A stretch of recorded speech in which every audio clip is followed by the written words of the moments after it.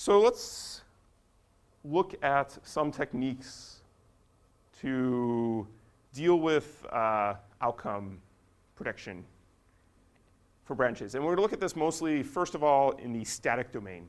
So things that are not trying to watch the dynamic instruction sequence, but instead can basically statically analyze the instruction sequence and with some high probability, we'll say, try to predict the location. The first technique is actually not a prediction at all. The first technique, we had talked about this a few lectures ago, or we talked about this in lecture 2, adding delay slots. So instead of, I don't know, having that time just be dead cycles when we're trying to resolve the branch, let's say we put if we don't resolve the branch till here, we have, let's say, 1 delay slot, 2 delay slots, 3 delay slots, and we have 3 instructions, we'll say. Or maybe you can redirect at this point out of X and you have 2 branch delay slots, depending on how you sort of wire that in, if you can make the cycle time. Let's say you have 2 branch delay slots. What ends up happening is you have instruction BEQZ here. Let's say that is at address 100. And then you have 2 instructions which execute no matter whether the branch is taken or not taken that follow it. So these instructions are in the delay slots of the branch. And you can have architectures which have things like load delay slots and other things like that. But for right now, we'll talk about branches. And we can force these instructions always to execute. Unfortunately, if you go look at the sort of percentages of probability you can actually fill these delay slots, it's pretty low. It's always not easy to find work to shove down here, because you're basically taking work that was above the branch and in the compiler reordering the code to put the instructions that were before the branch after the branch. OK, well, this is good. I mean, if you could actually make this work out, this is great. One of the problems with this, though, is the probability of filling 1 branch delay slot, let's say, is 70%. And the probability of filling 2 branch delay slots is even lower than that. It's maybe 50-ish to 40-ish%. As we said before, if you have a monkey pulling out of a hat, or just some random process pulling out of a hat, you're going to do 50% correct. So, and as we'll see today, if you use some more fancy branch prediction or the outcome prediction techniques, you can get the prediction accuracy of a branch all the way up into the sort of 95, 96, 97% probability, and all the way, and people have built, if you look at your sort of out-of-order superscaler, it's on your desktop, your Core i7 these days from Intel, that's probably somewhere in the neighborhood of 98 to 99% correct.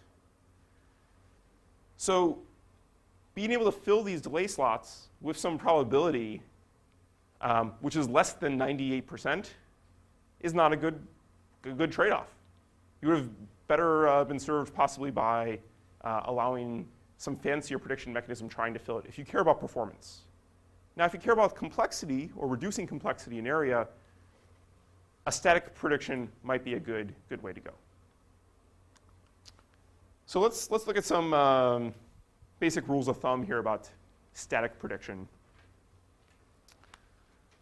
So the overall probability of branches taken, let's say, out of something like spec_int is 60 to 70%. But it's not equally distributed. Backwards branches have a much higher probability of being taken than forward branches. OK, so we got a question coming up here. Why is this? Yes, so loops with high probability, or by definition, to be a loop, you're going to have to jump backwards. If you jump forwards, it's pretty hard to loop. So if you jump backwards, it's a loop. And in fact, people like to execute loops and stay in loops for a while, because that's where a lot of work is done. So if you're sitting in a loop and you're just spinning in this is increasing the probability that the backwards branch is taken, and that has a high probability. So that's this half. Forward branches, 50%.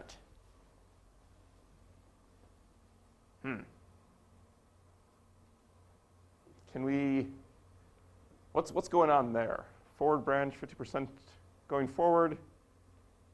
These are usually some sort of data-dependent branches, like an if-then-else clause. So that's why the probability of this is much, much lower. You sit in loops for long periods of time. Forward branches typically sort of are if-then-elses, and there's you're checking some data value, and then you're either executing or not. Now this gets a little trickier with some more advanced compiler techniques, because sometimes with advanced compiler techniques, you'll actually effectively convert a loop with an if-then-else into it, or a condition check at the end, into a unconditional backwards branch, and then a little sort of branch that goes around the piece of code which checks the loop sentinel, or checks whether the loop is completing or not. But even that's actually not a horrible thing, because at least that backwards branch will always be predicted taken 100% because it's turned into a jump. So that's not bad for performance. It's just might change these percentages a little bit. But things do like to sit in loops, is what you should take away from this slide. Okay, so let's think about a technique to try to take advantage of this. So one technique that you can take advantage of this with is actually to add extra bits to your instruction set and allow the compiler to hint to the architecture whether the branch is taken or not taken. Now this is still a hint. If it gets it wrong, we still want the correct execution. So if it takes a branch, we still want to go correct. We still want to execute the right piece of code, but the performance might just be worse. So let's take a look at two branches here. We have branch.t and branch.nt.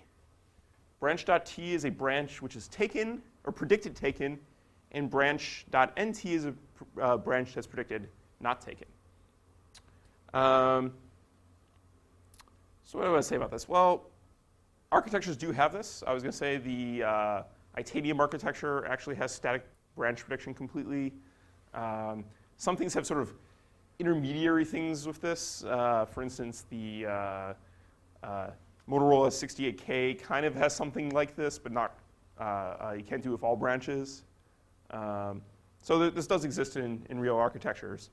And one of the things is that this can actually be very accurate, especially if you profile your code.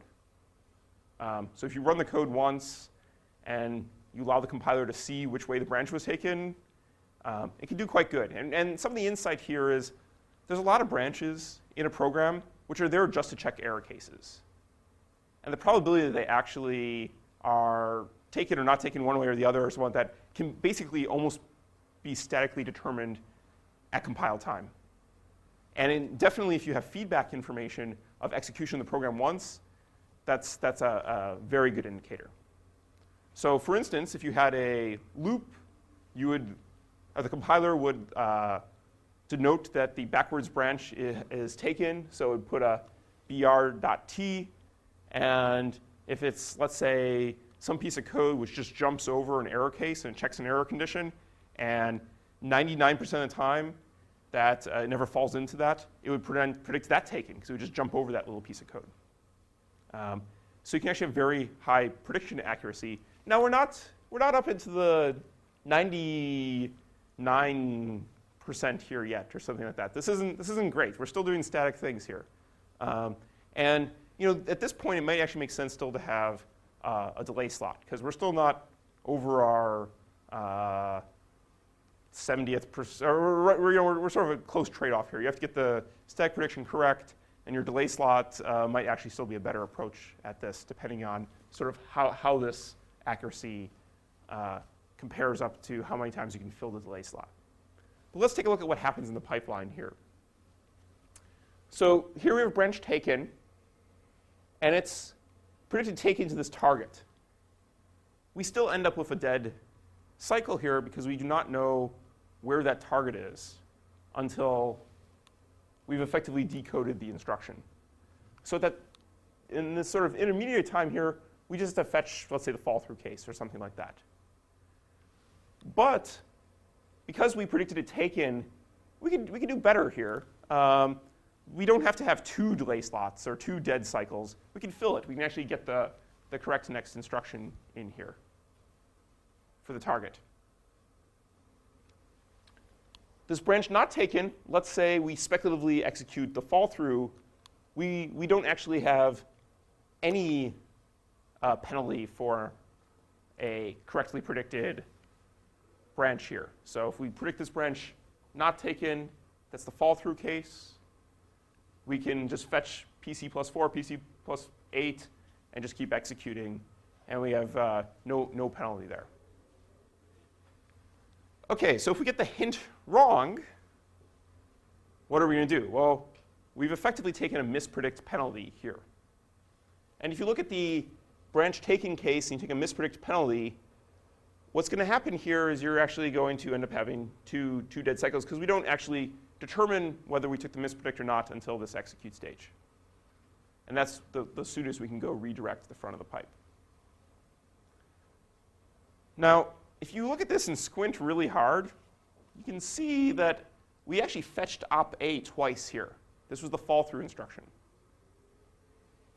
It is hypothetically possible that you might be able to not hold off killing this instruction, if you will, and in this case, sort of have the pipe do something special and actually end up getting the instruction after op A or op B here, if you will. But that's pretty hard to do. So for the base case, we'll just say that you end up with an extra cycle of mispredict penalty when you mispredict. Yeah, so just to reiterate that, what I was trying to say here is that with a branch taken, we fetch the subsequent instruction, the fall through case. We fetch the target of the branch. We try to kill this, but lo and behold, we actually end up fetching the exact same instruction again. So you could, if you really wanted to, try to optimize around that and not fetch this twice, but then you're kind of having things out of order in the pipe here, because you'd have this instruction's dead, and you have to figure out how to kill sort of sub-portions of your pipe or things out of order in your pipe, and that gets pretty hard to do. But this does really quite well if we do static software-based branch prediction. Okay, so let's look at hardware branch prediction. Now, when we say hardware branch prediction, that does not necessarily mean dynamic hardware branch prediction. This could just mean that you have the hardware doing the prediction without any hints from the software. And we have a couple different cases we can try to implement, heuristics, if you will, in hardware. The first one here, always predict not taken. This is what we've done so far in all of our pipelines that we've designed. We predict fall through effectively, and we just fetch PC plus 4. We didn't put a name on it, but this is actually what we were doing. We were doing speculative execution with a static hardware branch prediction of PC plus 4. It's pretty simple to implement.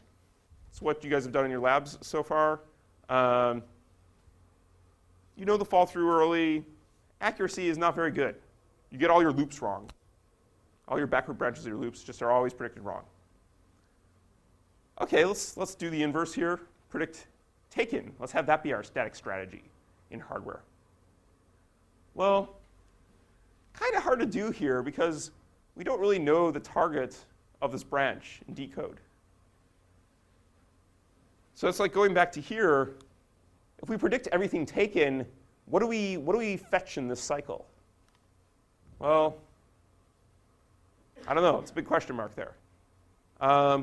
It doesn't do super well on if-then-else's, because a lot of times those are sort of forward branches over things, or some depends on how you structure it.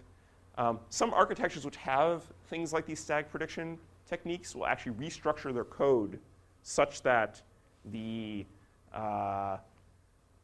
compiler will figure out the probability of a branch being taken or not taken, and then work the code around it to make it work out. That's actually pretty common. The Motorola 68K had something similar to that, and they the compilers there actually try to work around it. So, well, this is definitely a bummer here. Maybe we can fix that. Like we said, this is the second part of today's lecture, is trying to fix this problem.